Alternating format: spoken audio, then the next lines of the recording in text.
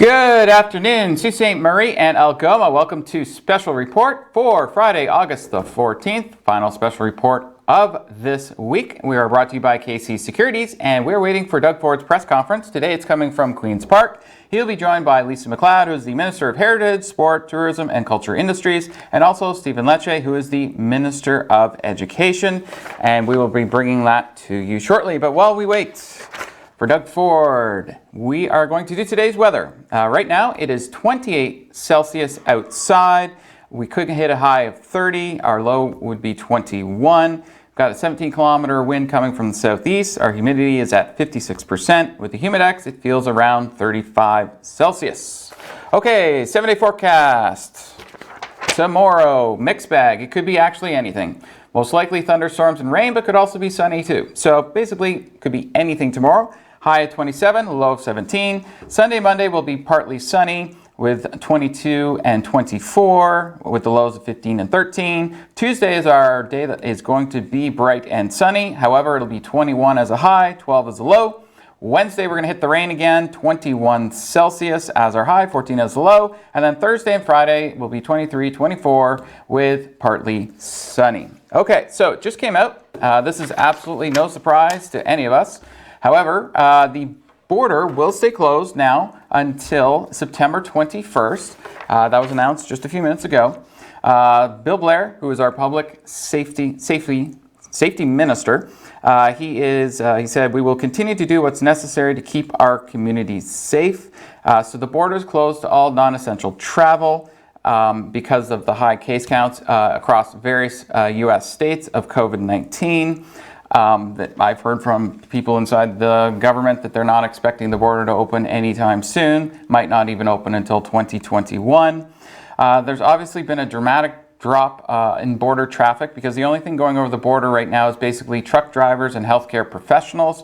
However, some Americans have been allowed to come across the border if they are driving up to Alaska. So in Western Canada, it is possible for some Americans, if they can prove they're going to Alaska, to actually drive through Canada. We've actually carried part of this story before because there was a bunch of American license plates out in Banff, Alberta, just west of Calgary, where some Americans decided to stop for lunch in restaurants when they were not supposed to. They were supposed to, if they were going to eat anything, grab it through a drive-through, not to go inside any restaurants or stores or anything. However, we've carried this for quite some time, and I actually talked about it on my show earlier this week. You can fly to America for non-essential reasons. So if you want to get on a plane and fly to Boston, you can, even if you're not doing it for business reasons. I've discussed this on why I don't understand why you won't allow someone to drive over the border, but you'll allow someone to fly, especially when you're in an airplane, it's recycled air for however long you're flying. You know, you fly Toronto to LA, that's a 5-hour flight of recycled air for 5 hours. So I don't really understand why you're allowed to fly, but you can. It makes no sense to me, particularly given what happens in planes. You're in a confined space. When you're in your car, you're in a space with you and whoever's with you. Not with random strangers that you have no idea if they have COVID-19 or not, or even if they've been exposed. Okay, for those of you who want to go to the movie theaters, you now can here locally. You have to book ahead of time, so you have to go to the Cineplex's website, but the Galaxy Cinema down at Station Mall is open starting today. Now, there's obviously going to be social distancing both in the lines going in as well as social distancing inside of each theater. Now they're opening up with just 3 movies to start. You're going to see SpongeBob movie, Sponge on the Run. You're going to see Unhinged and a 10th anniversary screening of Inception. So there's 3 different movies you can see. And if you want any more information, just go to the Cineplex website. That'll tell you how you can actually book your actual seats, and also if you can get food or not ahead of time as well, because everything you have to do through the website first and then show up with your tickets. Okay, we had another good day today in Ontario for COVID-19. We had 92 new cases and 1 death. Once again, we saw almost 30,000 tests done in the last 24 hours. This means our positivity rate is at 0.31%. That is incredibly low. It's been low actually all this week. So we're seeing our positivity rate most days this week was around 0.3. continues to be there. Once again, we're seeing a lot of cases in people under the age of 40. This is just simply because they've gone back to work. They're circulating out there now, going to restaurants and everything when they were locked up at home before. Our hospitalizations continue to trend down. We only have 41 people in the hospital right now. And of those 41, 17 are intensive care. And we are now down to 9 people on a ventilator.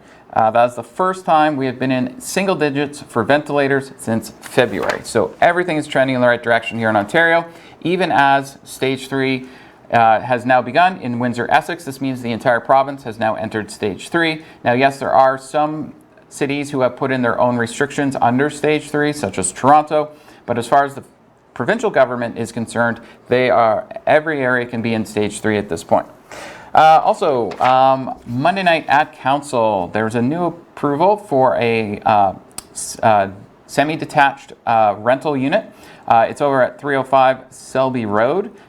There was a single house on it that actually had been split up in the 70s into 3 separate ones. The owner who bought it, he tore it down, so it's an empty lot right now, and he's building 2 rental units. There'll be approximately 1,100 square feet each. Now we got to go to a commercial break, and we will be right back after the break.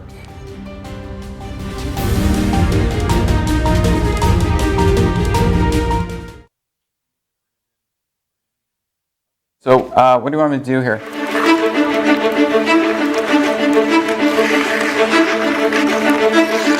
It's easier to say nothing than blend in.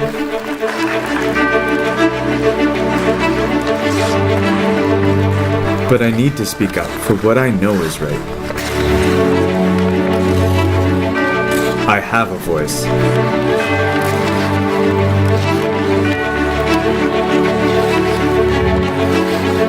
I can lead the way.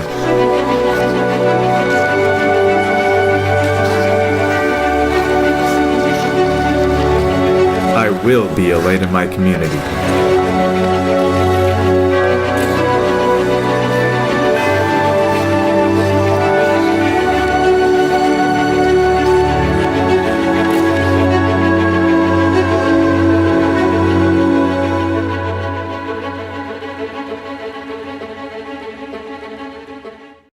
Even though we can't always meet in person, we can still listen. Even though schools are closed, help is still available in your community.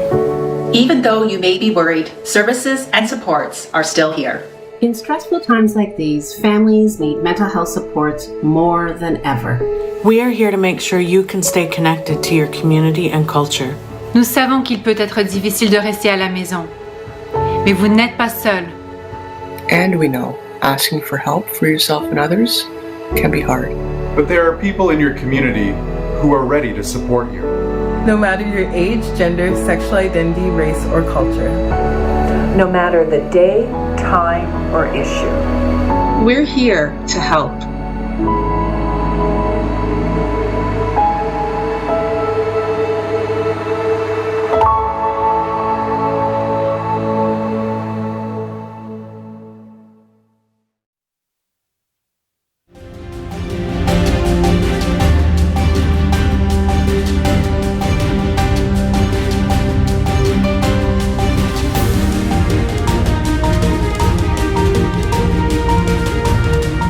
Welcome back to Special Report for Friday, August the 14th, brought to you by KC Securities. I'm Chris Oldcorn, and we are waiting for Doug Ford's press conference to start from Queen's Park. Today he will be joined by Lisa MacLeod. She's the Minister of Heritage, Sport, Tourism and Culture Industries, and also Stephen Lecce, who is the Education Minister.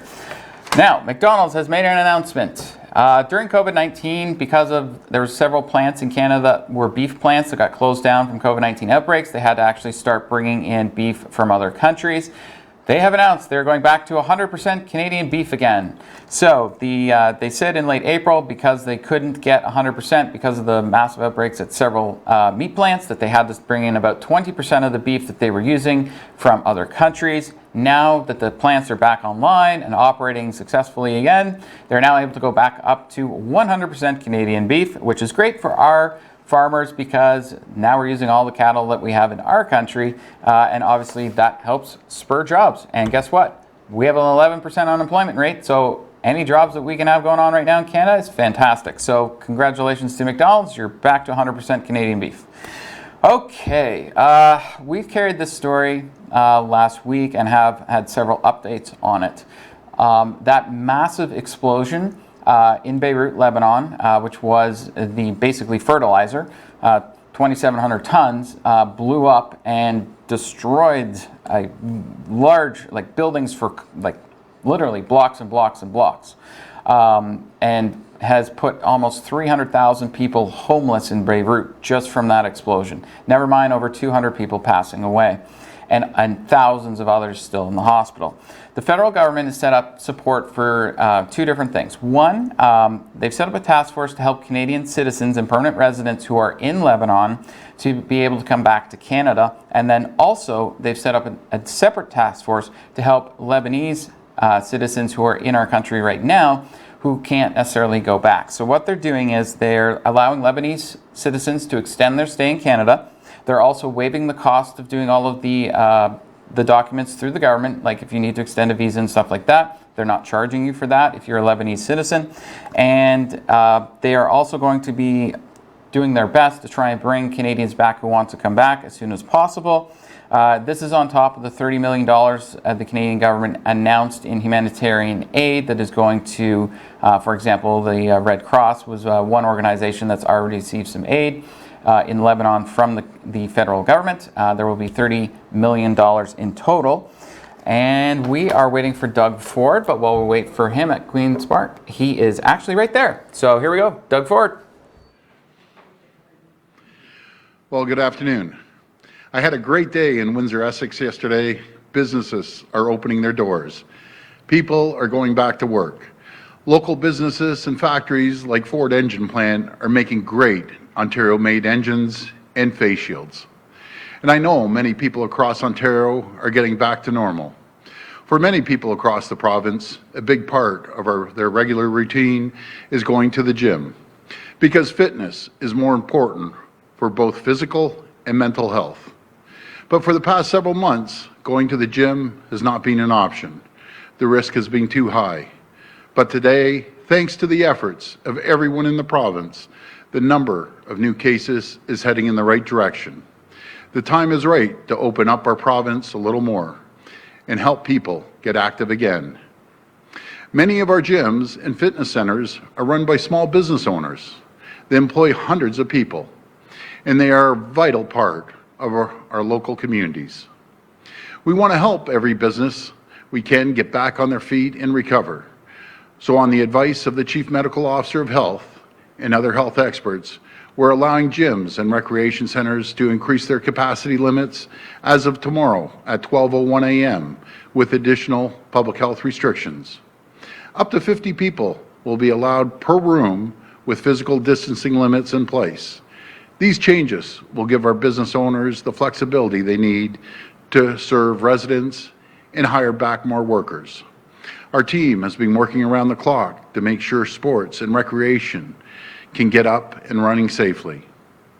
And as we head towards September, as our kids get ready to go back to school, whether it's hockey, soccer, or swimming, we want to get our kids and amateur athletes back to the sports they love. Getting these kids on the field, getting them back on the ice is more important that we get it done now. That's why I'm pleased to announce today our government is providing $8 million through the Ontario Amateur Sports Fund. This funding will ensure these organizations can continue delivering safe and quality sports programming for our kids and amateur athletes as parents head back to work and students head back to the classrooms this September. These changes and investments will help everyone stay safe, active, and healthy. With more sunny weather on the way this weekend, I want to remind everyone, please keep following the public health advice. We've been under 100 new cases a day for almost a whole week. Please keep it up. Practice physical distancing, wear a mask when required, and wash your hands frequently. Thank you, and God bless the people of Ontario. Now I'll hand it over to Minister MacLeod.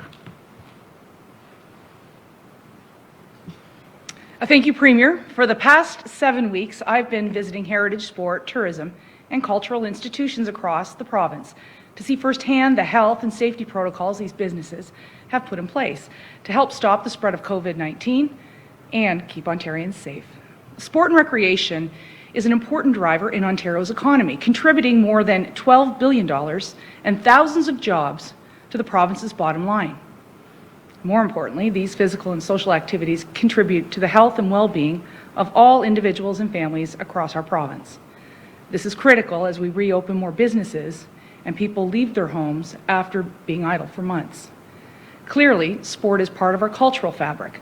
Whether we're cheering on our local OHL team, singing our national anthem after an Olympic gold medal, or celebrating another win by our Toronto Raptors, sports gives our young athletes something great to aspire to, and it rallies all of us around our flag and shared Ontario and Canadian identity.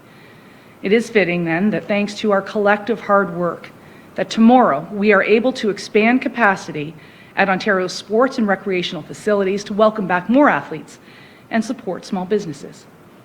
This means that gyms, health clubs, community centers, arenas, yoga studios, dance studios, and other fitness facilities will be able to welcome back more customers and, of course, more athletes. It is another step we are taking to support athletes to return to play and, in some cases, prepare them for the podium. This is an important step in Ontario's economic and social recovery. It's why we're continuing to invest in and work with our provincial sport organizations to further develop safe return-to-play protocols that get our amateur athletes back on the ice, back on the court, or back on the field as soon as it's safe to do so. The unifying power of sport is worth investing in, and it's worth protecting. I'll continue to work and challenge my federal counterparts to ensure that Ontario's 3.8 million athletes receive the proportional support they deserve, and we'll work across government to provide our sports and recreation businesses assurance that they'll be protected from added pressures brought on by COVID-19. In the meantime, I'll continue to travel the province to reinvigorate consumer support for our heritage sport, tourism, and culture industries.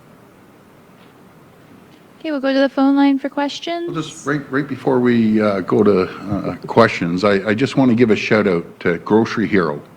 They started in Toronto 4 months ago.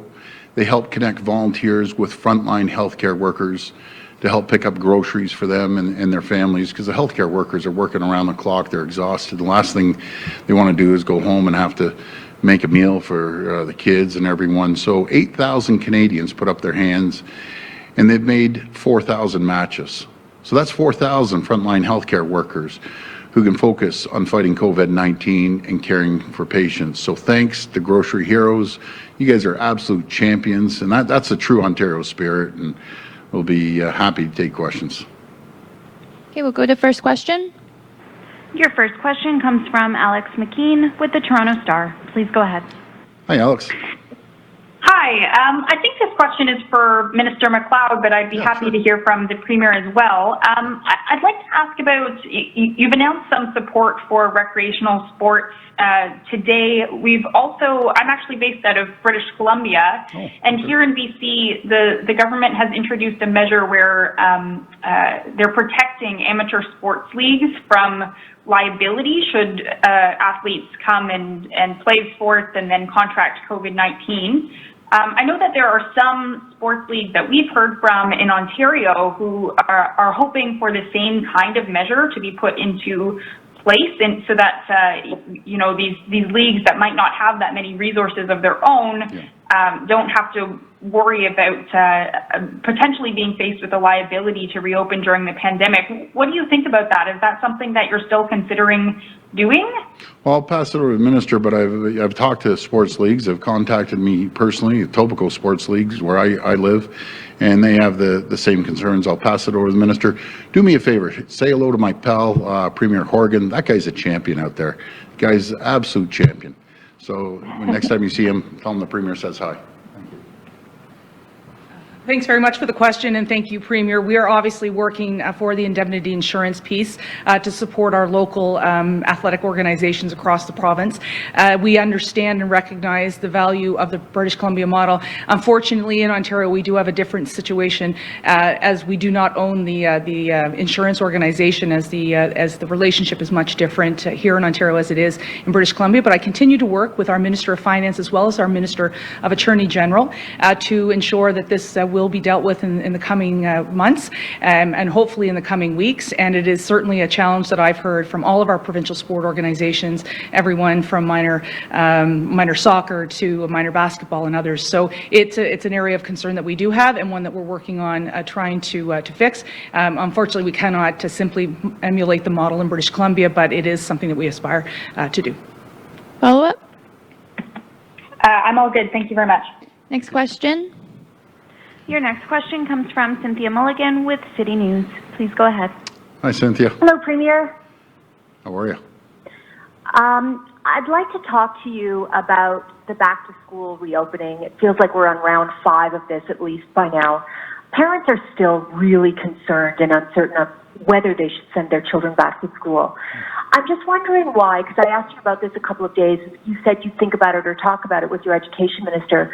Why you're not following, say, Denmark's protocol, which was quite a successful reopening, and they staggered it very slowly. So the youngest kids first for a few weeks, and then the high school students maybe a month later. Why aren't you considering or doing that here? Well, we are, and I'll pass it over to the Minister of Education, but we are staggering the opening, and it's going to be up to the local school boards to implement that. So we're doing exactly that, but I'll pass it over to the Minister of Education. Yeah, thank you for the question, Cynthia. Yesterday, I put out a memo to school boards that essentially allow them, based on their request, to have a bit more flexibility when it comes to the reopening of school. The request is really to minimize having, hundreds of students on the first day of class, even though we're staggering start times and bus times and recess, and the end of the day, everything is being staggered. The semestering is changing in high school. But the bottom line is, notwithstanding that change, we've also said to them we're allowing them to stagger the start for the first week, meaning if they want to do kindergarten and grade 1 on day 1 and then introduce the grade 2s and 3s on the next day and sort of build that up to Friday, that is fair. And of course, we understand the principle behind it, which is to minimize contact to maintain the integrity of these cohorts as they get into class. So that flexibility is being provided, and it's also being bolstered, to be fair, by additional investment by unlocking that $500 million we did yesterday to reduce those classroom sizes, to increase spacing, and to support ventilation improvement, because based on the public health available research that we have, air quality and flow is important. And it was in fact one of the top requests and one of the top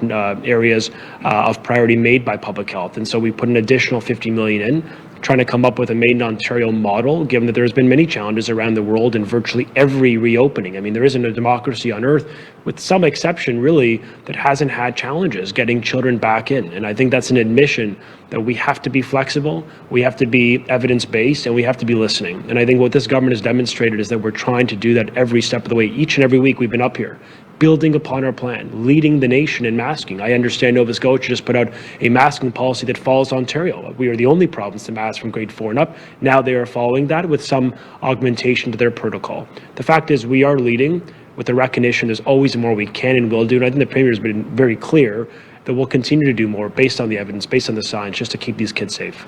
Follow up. But Minister, with respect, what I'm talking about is a lengthier staggering. For example, the earlier grades for 2 weeks, then you assess if there are any issues, and then you bring in more grades. Right. My second question to you, though, is about class sizes. I know that you are giving boards the opportunity to go into their reserve funds to lower class sizes with more teachers and leasing more space.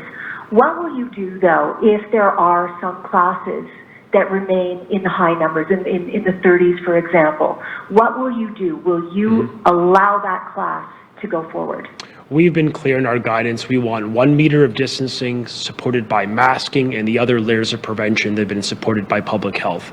What I have also been clear is before the announcement yesterday is this government stood alone in the country in adding $30 million for the purpose of hiring more educators, because we recognize that may be required, particularly as you noted, in some of those classes that may have larger class sizes. And what we did yesterday, following the request of many boards in the province, is unlocking cash on hand, money that is ready to be spent, a rainy day fund, if you will. And I would argue this is the realization of that rainy day. We should put that funds to work. Let's ensure we do whatever it takes to maximize that spacing. $500 million is a massive infusion of investment that's going to help those school boards do one of two things, either with more hiring of educators or with more spacing, and in some they're going to do all the above. That's why we provided the latitude to enable them to do what's right for their community based on the risk assessment, based on the local health authority that's going to have an opinion as well about how to maximize spacing. But the consensus position from public health has been you have to do a multitude of actions, Cynthia. And I know I've mentioned this before, but it's important to note that the layers of prevention that we've introduced, from masking to testing, to screening, to the unique addition of public health nurses in our schools, to a $100 million net investment in cleaning of buses in schools starting this September, a one-time, one-year infusion of investment, altogether is a protocol that is robust, it's comprehensive, and it is fully endorsed by the most senior medical authority of our country, of our province, rather in Dr. Williams, the Chief Medical Officer, who has said, when asked the question on safety, that he would not endorse a plan unless it was safe. After all, he was the Chief Medical Officer who called me some months ago in March to advise closing them as a matter of precaution to keep kids safe. So we understand the imperative. We're going to continue to invest, and we're going to continue to listen to the medical authorities about how we could do more and further improve the safety of our schools. Next question. Your next question comes from Brian Lilly with the Toronto Sun. Please go ahead. Hi, Brian. Hello, Premier. I wanted to ask you about a story that CBC broke earlier today regarding Ontario Lottery and Gaming Corporation. As you know, 15,000 workers in casinos across the province, including many in your own riding, who work up at Woodbine, have been out of work for 5 months. And in the middle of this, OLG paid out a week ago. Last Friday, they paid out big bonuses to their top executives. They're not releasing how much those bonuses were. They're not saying how much Stephen Rigby, who earns about $765,000 a year, was paid in bonus. But this is an organization that hasn't laid off anyone during COVID, while 15,000 workers that they regulate have been laid off. I'm wondering your reaction to hearing that they're taking big bonuses in the middle of a pandemic when a lot of people are just looking to scrape by, including many of their customers who buy their products. Yeah, very, very good question, Brian. So I was told about this yesterday. I was on the phone with the chair of OLG this morning, and they're a separate agency, first of all. But you know something? They should have sat around the table, in my opinion, and thought this out. I know there was legal ramifications. They checked with finance, they checked with legal, and they said, well, this is for last year's bonuses before COVID came into place. But again, the perception, the reality out there, you nailed it. There's 15,000 people out of work, and the bigwigs are getting a bonus. Like, you got to think these things out, guys. You got to be sitting around the table and think, is this prudent to do this? And I understand the legal ramifications. I was told that, the lawsuits will be flying everywhere. Well, save it. Maybe this year, maybe they should forego a bonus. They're making big bucks. You know, maybe you forego a bonus. But I'm going to dig into this deeper. I only had a quick conversation with the chair. I'll talk to the finance minister as well. But it's just not good. It is not good at all. People are struggling out there. People working at the casinos. When I was down at Windsor yesterday, Brian, the first question I was getting is about casinos. There's a couple thousand people that are struggling, can't put food on the table, and they sit back on television, radio, news, and listen to these big wigs, the fat cats I call them, all making a fortune, 700 and some odd thousand. And by the way, we're gonna get a bonus. Guys, think before you start giving out all these bonuses. Like, give me a break. Like, they sometimes they just don't think. For all these big smart guys, they aren't too friggin' smart. Follow up. And Premier, I get what you're saying, but Peter Deeb, who is one of your appointees, is the chair of the board. He and his fellow board members had to approve this. Yep. Your finance minister, Rod Phillips, oversees OLG. despite all the stories about Stephen Rigby in the news, he remains in place even though he said he would resign over stories about expenses and different things. There's an audit going on, and he's still taking a bonus even though they didn't meet their target for providing money to the province. So, are people that you've put in place, be it the finance minister, or Peter Deeb, or others, are they protecting people that are at the top, the fat cats, as you say? Because when you're looking at it from the bottom up, it looks like a lot of people feeding at the trough. Well, I'm going to be very, very clear about this. The finance minister knows about this. He's going to deal with this issue. I talked to Mr. Deeb today, and I told him how frustrated I am about this. His reasoning was he went to legal, went to finance, and they talked to him and said there would be lawsuits coming all over the place. But we're going to have to review this because it's unacceptable in my opinion. Now keep in mind, Brian, this is a totally separate agency that we don't get involved in directly. It's similar to the LCBO, OLG, OCS, a lot of these agencies. But guys, you got to start thinking when you're sitting around the table. You got to figure these things out. Believe me, I don't hold back on anyone. I don't care if it's my grandmother at the chair. They're getting a tongue lashing. Simple as that. You know, it's ridiculous, absolutely ridiculous. Brian, I agree with you 1,000%. This gets put on my table yesterday. I address it today, and I'm going to be on to him like a dog on a bone now. It's not fair to the 15,000 people out there. Next question. Your next question comes from Randy Rath with CHCH-TV. Hi, Randy. Hi, Premier. Between March and July this year, the Hamilton police issued 369 tickets to people drinking in parks. There's a McMaster professor and an infectious disease physician who says that that's just not right, that it's far safer for people to be out drinking in parks where they can socially distance, that they're going to drink anyhow, that it's better they do it out in a park in a responsible manner than in a home or inside anywhere. And then it also allows people that don't have outdoor spaces to go outside and have a beer. What do you think? Do you agree with that? I don't agree at this point about ticketing. We passed that legislation. We left it up to municipalities. If someone and their buddy wants to go have a beer out in the park and they're responsible, the problem I have is when, as I've said in the past, a whole bunch of yahoos, 1,000 people are getting out there going wild. That's a whole different scenario. But I can't agree with I can't agree with giving someone a ticket during COVID and they're stuck in an apartment. They want to be responsible. They stick to themselves. They're quiet, and they have a cold beer. Like, give us a break. Just a little bit of a break.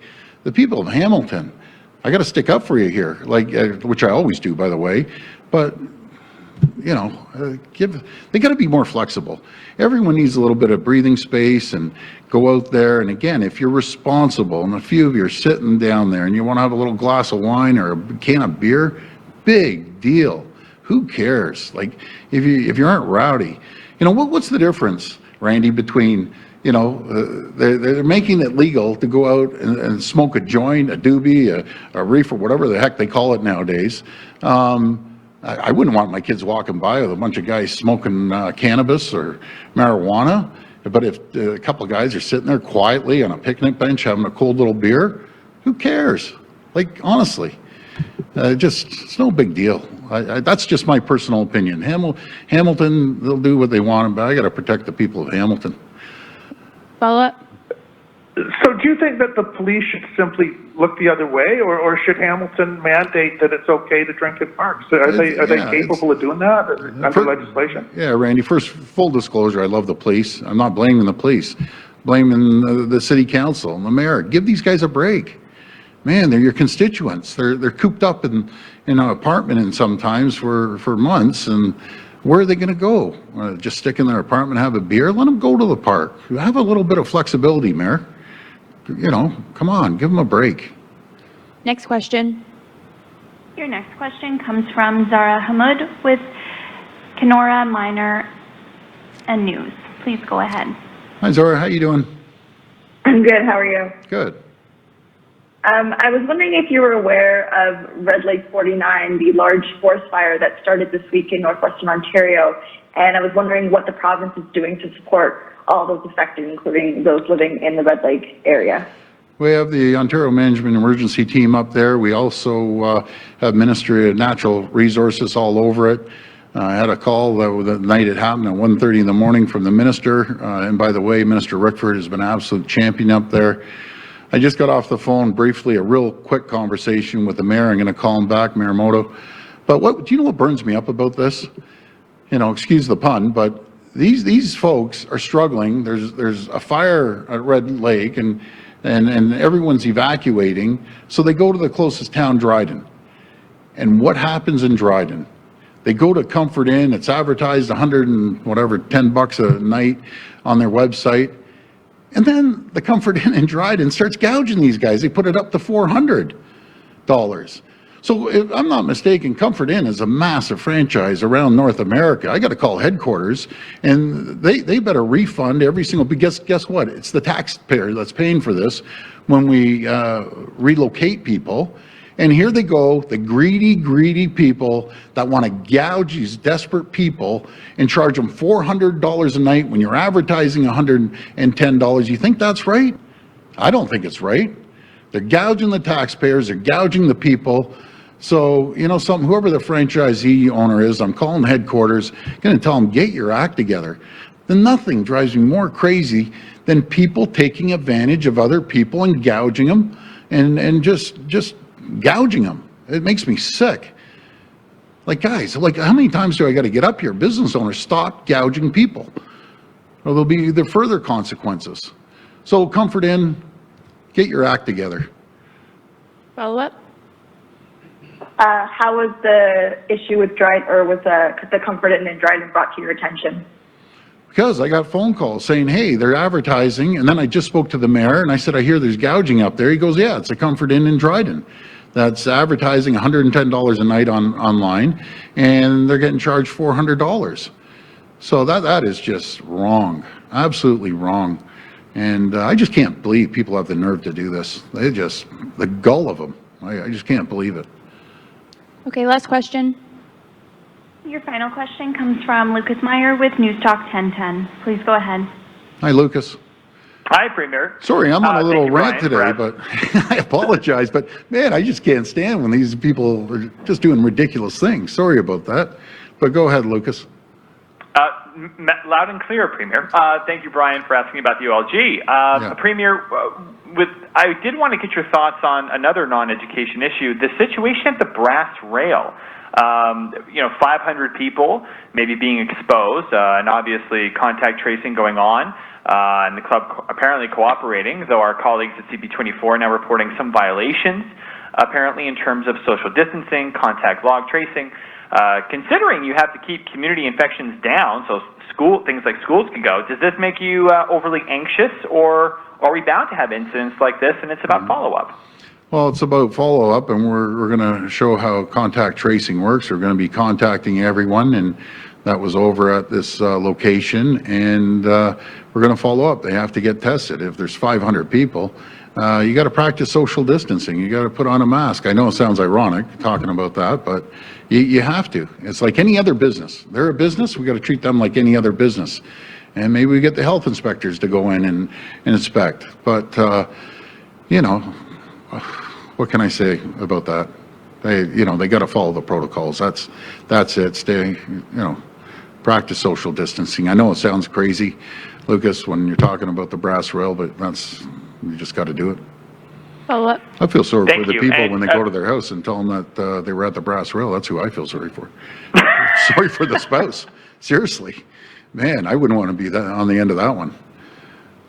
I don't even have to it's hard to transition. It sure is interesting transitioning back to kids after that, Premier, but I will. Okay. To Minister Lecce, actually, I do want to go back to what Cynthia was asking before, because I'm not sure if that was made completely clear. So really, quite simply, two things. If a board asked you, we need more than a week, let us stagger, for 2 weeks with a couple of grades, and then later on some other grades, not just the first week, but beyond, would you be okay with that? And B, would you be okay with a 30 pupil classroom? Well, we want to ensure distancing of at least 1 meter as per the public health advice. We also want to ensure that the masking is in place for all students, which is why we've imposed that mandate. So, I mean, the quantum is, sort of not the fundamental issue, it's the distancing. We want to ensure distancing can be respected, at least 1 meter, coupled with all the other preventative measures we put in place to improve safety. With respect to the question on start times, I've already indicated a flexibility for the first week. I'm open to working with boards. Look, if this is about public health imperatives, if they believe it's really important to take a few extra days to restart the school year, stagger the start to reduce the volume of kids coming into those schools, I'm going to work with them in a partnership of keeping the kids safe.